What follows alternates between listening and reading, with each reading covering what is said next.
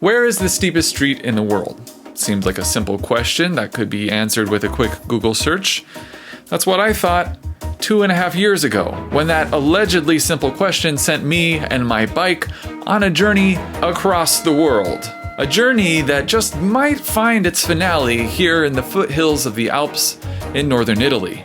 I am so terrified of this street, I brought a friend along to help. But honestly, he's not making me feel any better. Drove into town, and on the way we checked out the climb, and the climb, it's literally unbelievable. Going up it, we actually stalled the car, and it's an automatic car, so it's not like a user error. Like, I've never stalled an automatic car on any hill before.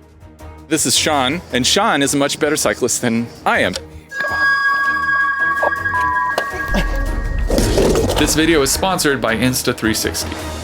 If we're gonna know whether or not this street in Italy is indeed the steepest in the world, we need to clearly define steepest. Let's start by looking at Guinness World Records. They certify that the steepest street in the world is Baldwin Street in Dunedin, New Zealand. And here she is, 350 meters, and at her steepest gradient, 34.8%. Which sounds steep, but Bradford Street in San Francisco is 41%. So why isn't Bradford the steepest street in the world? Well, according to Guinness, for one thing, it's a private street. According to them, a contending street must be a commonly used thoroughfare that allows cars to drive up it and has buildings on at least one side. Additionally, the grade must be measured from the middle of the street, a detail that led to some international drama, which we'll talk about in a second. Guinness, their rules, there's just a slight discrepancy, if you know what I mean. But first, the final requirement is that the grade you submit to Guinness must be the average grade of the street's steepest 10 meters. So when Guinness World Records say Baldwin Street has a grade of 34.8%, they're only talking about the steepest 10 meters, not the entire street. In fact, according to Strava segment data, Baldwin Street's average gradient for the entire street is 17.8%, which is still incredibly difficult to ride up on a road bike. I fell on my back 2 times when I first attempted to ride it, and lucky for me there was a news crew there that captured all of my embarrassment. How deflating is that? 2 attempts. The reason they were there was not because I'm some amazing athlete. We love to investigate the little things that are actually a big deal, like that thing about a street in Wales taking the title of the world's steepest off our own Baldwin Street in Dunedin. Ford Penlec in Harlech Wells was officially the steepest street in the world for less than a year. You see, we're wondering if the Welsh are just having a laugh and they've got it all wrong. I want to caveat this next part by saying I love New Zealand, even though the national news ruthlessly mocked me while I was there. Mitch was confident, cocky even, but that soon changed. But there's not a lot going on all the way down there at the bottom of the South Island. The big tourist draw was the world's steepest street, so losing it, well. And I looked at the footage of that Ford Penlec, and I couldn't see what all the hoo-ha was about. Led by Dunedin surveyor Toby Stoff, they lobbied Guinness to remeasure the new record holder from the middle of the street because they suspected the previous measurement used the hairpins to bolster its average gradient, and they were correct. The new measurement of Ford Penlec was 28.6%. Baldwin Street and its 34.8% grade was once again the steepest street in the world, according to Guinness. That is no joke. I am so pleased for you. Oh my gosh. But Ferndale Street in Pittsburgh, USA meets all of Guinness World Records criteria with its steepest 10 meters boasting an average grade of 37.6%. But if I'm honest, I don't believe it will ever hold the title of world's steepest street for one simple reason. Pittsburgh doesn't need the world's steepest street the same way Dunedin does. In fact, Pittsburgh has another more famous steep street. Is Canton Avenue the steepest street in the US? But it's not as steep as Ferndale, so it's not even the steepest street in Pittsburgh. But Canton Avenue, like Baldwin Street, has a reputation to uphold. It's the crown jewel of Pittsburgh's infamous Dirty Dozen race, drawing crowds of spectators to the stairs beside its cobbled climb each October.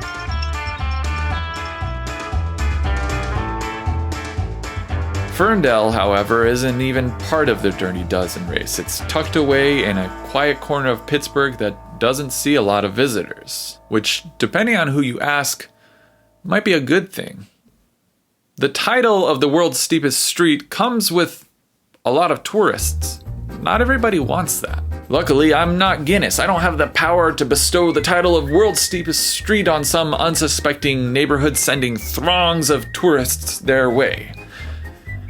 But if I were Guinness, I'd consider adding a second longer measurement or some kind of difficulty index. Here's why.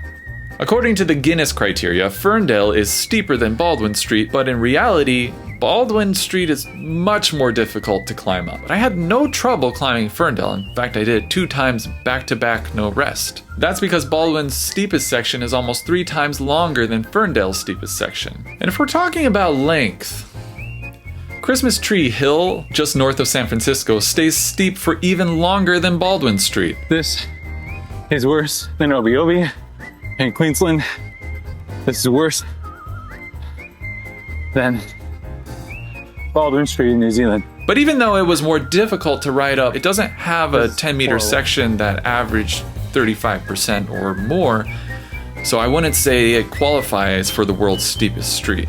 What I want to find is a street that has a 10-meter section that's steeper than Ferndale and Baldwin, but also lasts longer than the steep sections of both Baldwin Street and Christmas Tree Hill. That would qualify as the world's steepest street in my book. And this just might be that street. But first, let me talk to you about camera gear. This is the Insta360 X4, and this is the Insta360 Go 3S.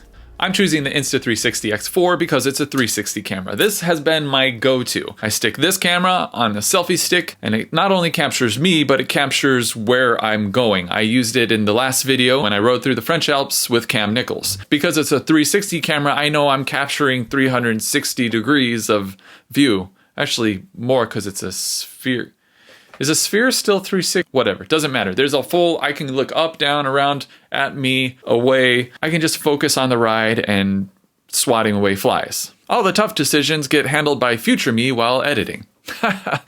The other camera I'm using is this, the Insta360 Go 3S. I used the ancestor of this camera, the Go 2, when I went to New Zealand and rode up Baldwin Street. I also got a lot of grief in the comments for using it with a mouth mount. I've learned from my mistakes and now we're gonna use this, the pendant mount. So I'm gonna give this to Sean on the ride. And the cool thing about the pendant mount is the back of this camera is magnetic.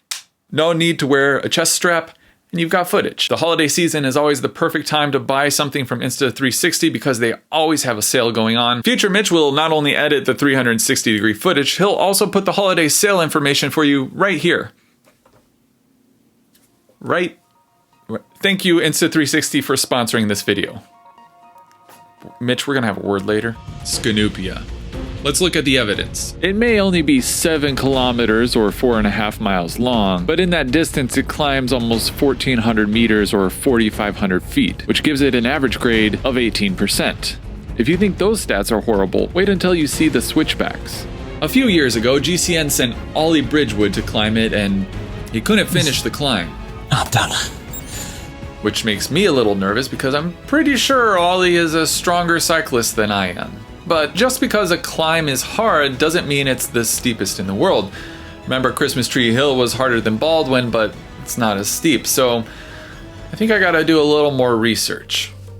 Looks like the KOM belongs to Yuri Fikais, who claimed the crown in 2019, which is interesting because I thought Andrew Feather had the KOM. I've just checked online and, well, Feather's, he's only gonna got the KOM, hasn't he?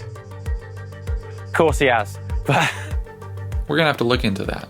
But first, something else is capturing my attention and it's scaring me. Yuri's Strava data.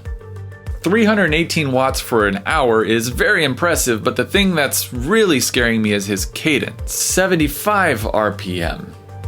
And here's a section where his cadence was 60 RPM, but maybe he was using a road bike with like road bike gears, right?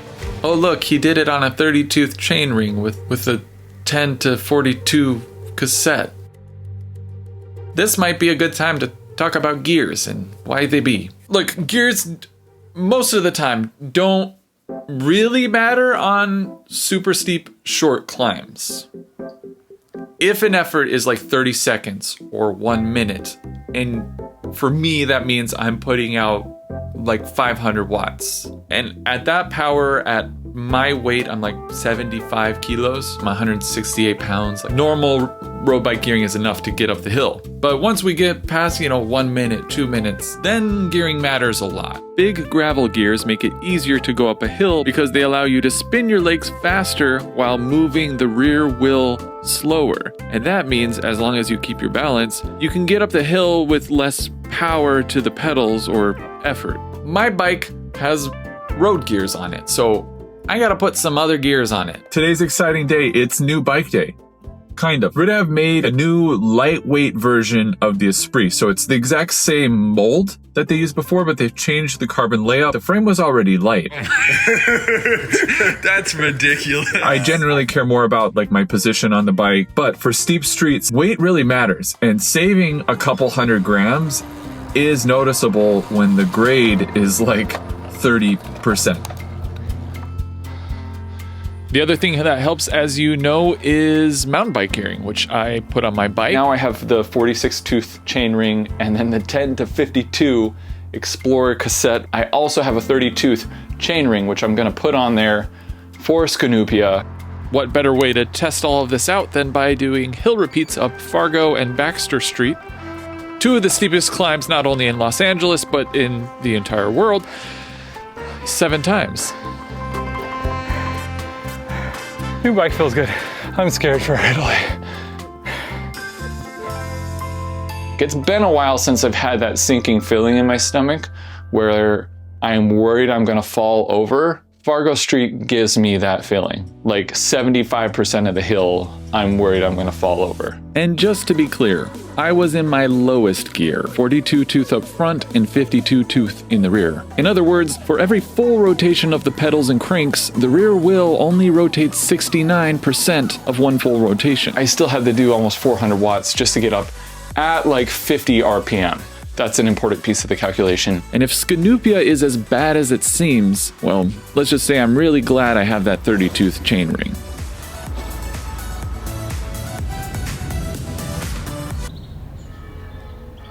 Well, once again, you've decided to hurt me, and I've obliged. But today we have somebody with me. This is Sean. Sean, introduce yourself. Hi, I'm Sean. That's all you need to know. I was born and raised in San Francisco, so I'm very familiar with all the steep streets there. I heard you beat a world tour rider. Oh, yeah, I beat Luke Lamperti last year at California Crit State Championships, but that was it's a one-time thing. Luke is definitely a much better cyclist than me. And Sean is a much better cyclist than I am. You're gonna see that, however, it's going to be very, very obvious. Sean, tell us about your bike setup here and why you went with it. So originally I had a 35 in the front and a 33 in the back. I was here the other day to recon it. Pretty much knew it was gonna be impossible on that gear ratio. It's literally unbelievable. It's you get there and you think it's gonna stop. You're like, oh, it's gonna stop at this corner up there, and you get there and it's like, nah, it's another like 500 meters of Broderick Street, basically. It makes Broderick Street look like a little kid playing t-ball if this is the major leagues. So I went to the store, bought a 30 tooth mountain bike chain ring. So now I got a 30 tooth in the front and a 33 in the back. Do you think it's enough? I hope so. I also have a 30 tooth chain ring. It's not on my bike though, it's in the back of the car. This was my tool to switch the chain ring. As you can see, the tool is broken. Luckily, Sean said he has a bunch of tools.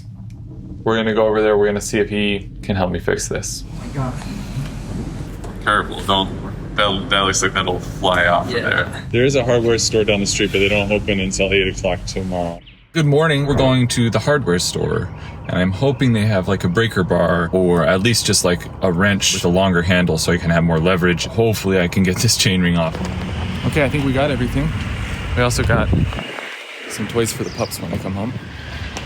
It's the most beautiful hardware store parking lot I've ever been in.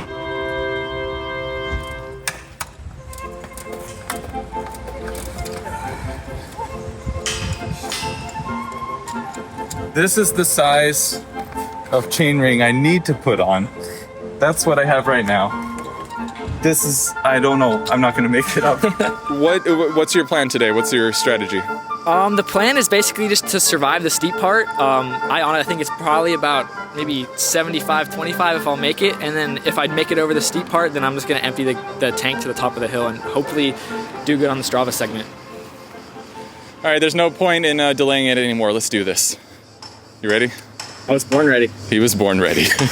I'm fully cracked. All right, and then we're going. It's recording. You can see the little red light. And I press again? Sure. Yeah.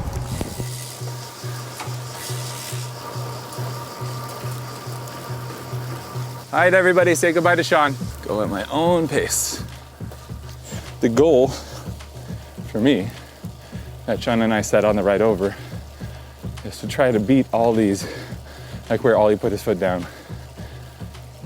Since I don't have the smaller chain ring, I don't think I can make it up to the top. We'll try. We're gonna give it a shot. I'm definitely losing time to the Strava segment now, but I'm trying to measure my effort, let the effort come to you. Figure I can make it any time after the steep part.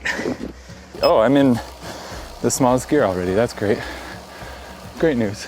This is the easy part, keep in mind. You gotta love it when the easy part of the climb is like 15%. I wore black today because it's probably my funeral. Jokes aside, it probably is, because look on the left side of the screen. You can see how little of the climb we've actually done so far. Here we go. So where it gets legit. Oh, I went off route. Oops.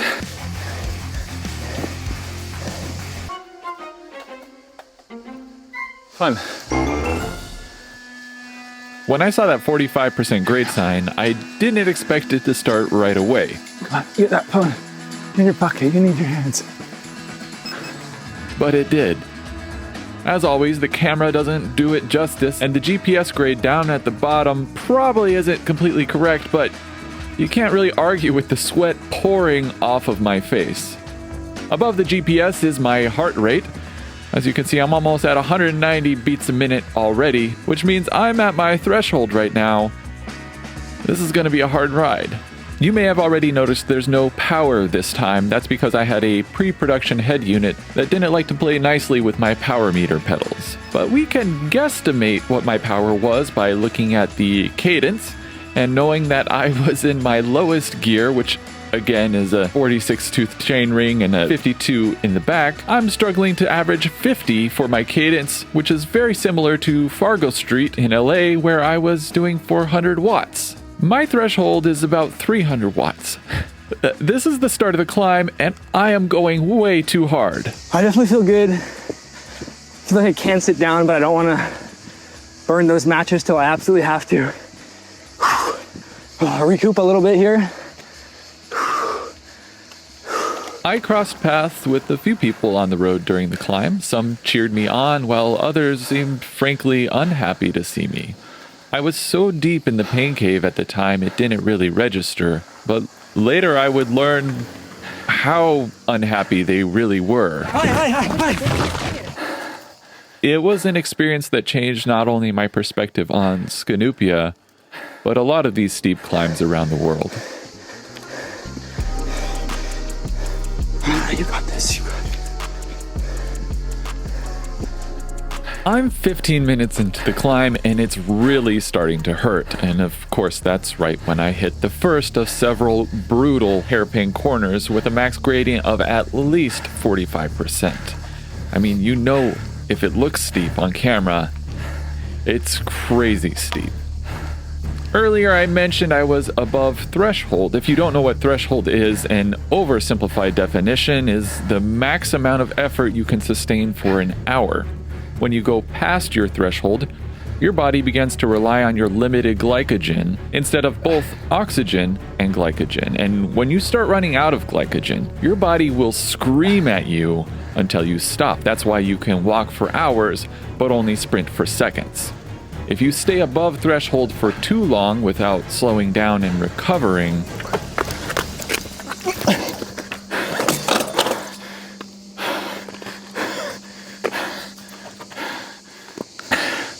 This is insane. It just doesn't do it justice on camera. I was doing pretty well. I was fried, but mentally I was there. I didn't have enough weight on my front tire. And when I tried to turn, it slipped out.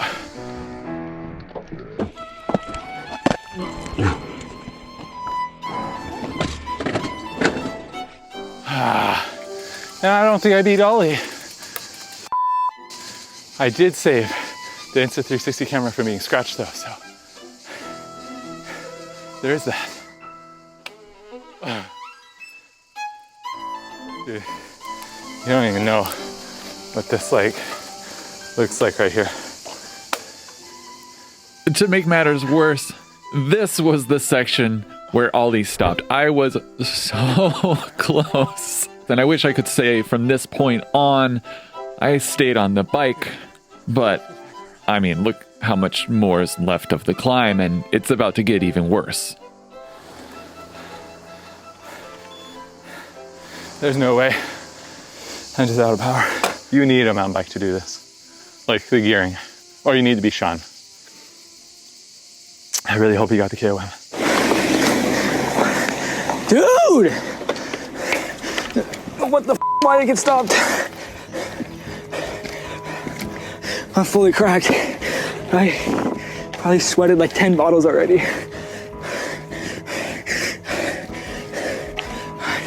I just need water so bad. One switchback at a time. All right. I'm gonna try though. I can't get up this without more water. I'm literally gonna pass out if I don't have water.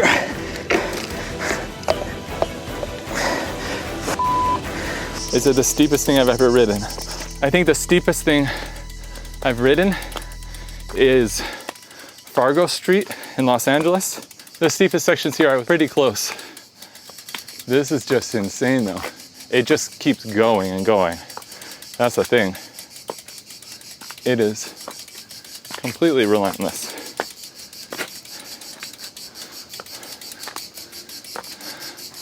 Like, I'm using this guardrail and it's not for dramatic effect. It's genuinely helpful.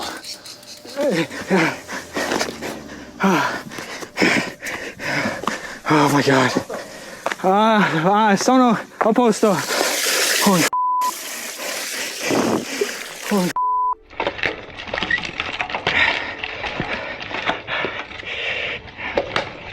I think that was the end of the crazy super steep bit. So I'm gonna try to hop back on the bike and ride the rest of it. This is the worst thing I've ever done. I always say that every video, but that's because we keep going to worse places. It says 20% average for the remainder. 21, you know, easy. But Sean seemed to say after the crazy steep section, he was gonna open it up, which makes me think this part seemed more doable to him, that he could then empty the tank. So that gives me hope. Well, let's hope that water was potable. Oh, I'm closing the camera too. I don't know if you can tell, but the Garmin's not recording this part. It's auto pause, which is stupid because I'm still going like 10K an hour, I think. I mean, it's not fast, but it should be recording. And I lost the KO in the live segment. I mean, maybe it's on me for not changing it, but still very aggravating. I'm tired. Hope Mitch is doing good. You know that feeling at the end of a race or big effort where your legs are just like hollow? Yeah, that's how my legs feel right now. I'm just pedaling like Dory, but on a bike. Just keep swimming. How's there a town here? All right, some people have been telling me their grandma's driveway is steeper than anything I've ridden before. If your abuela lives off Scanuppia, you're right, I'm wrong. Because this is steep. Oh, again. Like, come on. To be completely honest, I'm starting to crack pretty bad. Even without a stop in water, I don't know if I would have got this. We'll see what the time is when we get to the top. Bro, I was told this last part was gonna be easy. What the f? This might be the hardest part yet. Oh, bro, who said this was easy? We made it. I don't really know how to work this thing. KOM's 5354, Garmin says 4329, which is definitely wrong. But yeah, I'll upload the file and I'll let you guys know how I did. In the middle of these, it feels like all you want is it to be done. But I know in like 2 hours, I'll be sitting somewhere wishing I would have done a little more. So let's try to do a little more. All right, so bad news. Since the Garmin paused, it misread the map and I didn't even get a time on the segment. So I'm pretty upset right now. I was at least going fast enough for a top 5 on the segment. Definitely the hardest time I've ever done. I'm gonna go descend down and see how Mitch did. Oh boy. What the dude, this is crazy. You got to stop? Yeah. Oh yeah. How'd you do? Well, I don't know, because my Garmin freaking autopause, so I didn't even get time in the segment. No. But I was like 3rd or 4th overall on like the actual steep segment. Yeah. And I had to, I could have made up without stopping, but I had ran out of water and I was like super overheated. Yeah, dude. The water. I was like 30 minutes in. I'm dead. It's embarrassing, but yeah, I actually care. Yeah. I lost Strava seconds. Dude, everybody's got their, every hobby has a thing. And I think it's cool when people care. Yeah. Is this the hardest time you've ever done? Yeah. Oh yeah. Yeah, I told you. It's unbelievable how long it It's unbelievable. Oh, dude, it's like my back, my arms. It's not just the legs. Oh. I was not prepared for this. Even with the 30 tooth up front, I don't think I have the fitness. I don't know if I just bonked because I wasn't feeling well or if it's because I was using different muscles for so long. I don't know if you can see, I'm like straight up shaking. Today I learned Scanuppia is Italian for hell. And I know in a few days I'm gonna forget how horrible it was and I'll be like, if I would have tried just a little bit harder, then this is my message to you, future Mitch, editing this. You can try harder. Here, you're gonna have to try a lot harder. Dude, I mean, that was definitely fun, man. If you come back, definitely let me know because I would love to give this another shot. We'll definitely. It's always a good setup for another video. Yeah. Except this time it's not because I'm not going back. As you may notice, I'm wearing different clothes. I have a real microphone now. That's because I've been debating. Like I've made this ending so many times over the last few months, debating whether or not I should show what happened on our descent after the climb. And ultimately, I decided it is important to share. On our way down, a few people blocked the road with their car. They refused to let us go. My Italian is not very good. I speak a little bit of Spanish, but it seemed very clear they didn't want us there. And they kept telling us that the road was forbidden, which was confusing to me because I had seen the GCN video, I'd seen Yuri's video, it's all over forums, this climb. Look, they could have been nicer about the way they asked. At the time, I was very frustrated, and I told them, look, I'm sorry, I'm just not going to come back. I'm sorry, I won't come back, I'm going. I just wanted to get away and get down. I was confused, I was annoyed, I was shaken up, really frustrated.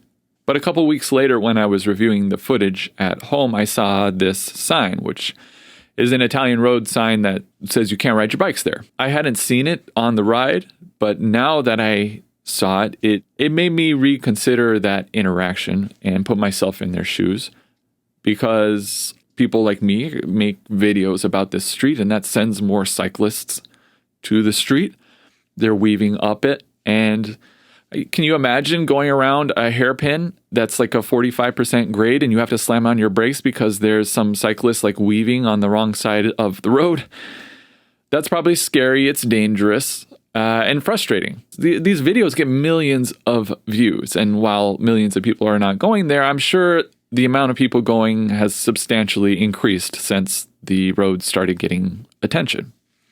And that's why I wanted to show this, because I'm going to keep my promise. I'm not going to go back. I decided to release this video because Sean and his mom diverted a whole part of their vacation to come and do this climb with me. I owed it to him to show, the effort and the work that he did. And of course I have obligations to sponsors. If it was just me, I probably just never would have released this video, but I think it is important to show it because I didn't see it in the GCN videos or Yuri's video, and I don't know what their experience was riding up. I'm not like pointing fingers.